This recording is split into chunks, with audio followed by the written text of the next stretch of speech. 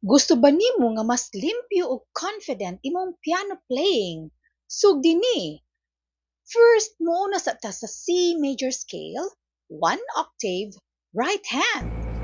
Makahatag ni og better finger control.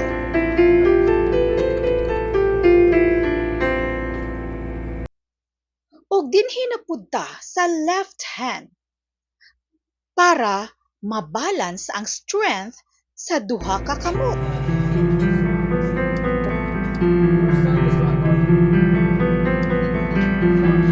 Ug next, both hands together. Diri nimo ma-develop ang coordination.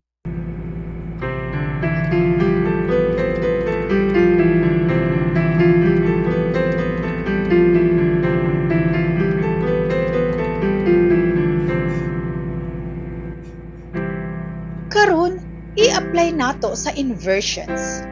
Root position, first, and second. Importante ni para dali ka maka-transition sa chords.